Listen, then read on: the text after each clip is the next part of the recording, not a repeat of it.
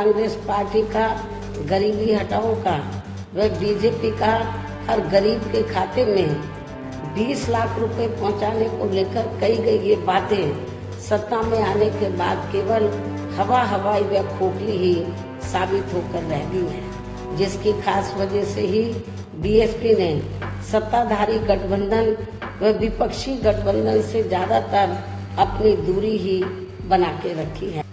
Bahujan Samaj party की राष्ट्रीय अध्यक्ष एवं पूर्व मुख्यमंत्री ने बीजेपी और विपक्ष के गठबंधन से दूर रहने का ऐलान किया है। बसपा साल 2024 में लोकसभा चुनाव अकेले ही लड़ेगी।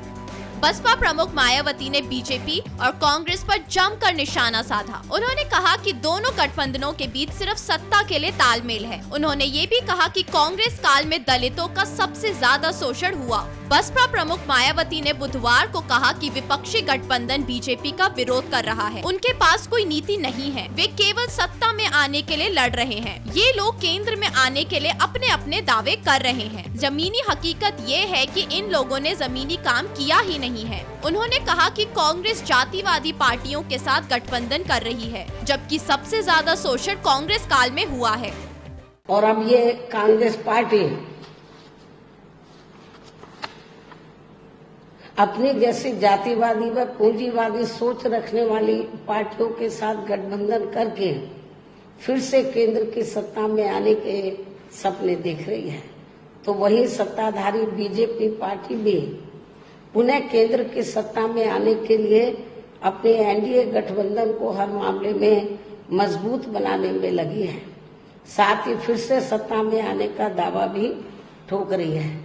उन्होंने सत्ता में आने के लिए ही इंडिया नाम पर गठबंधन बनाया है। उन्होंने कहा कि बीजेपी की बातें और दावे खोखले हैं। इन पार्टियों में जनहित कम और राजनीतिक स्वार्थ ज्यादा दिखता है।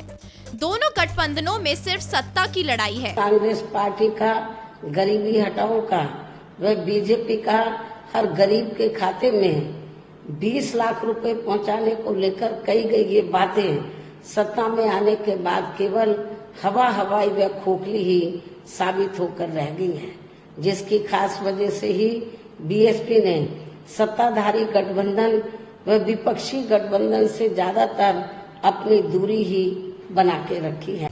इन्हें बहुजन हित से कोई लेना देना नहीं है। वे सिर्फ लोगों के साथ छलाव कर रही है। हम दोनों गठबंधनों से दूर रहेंगे।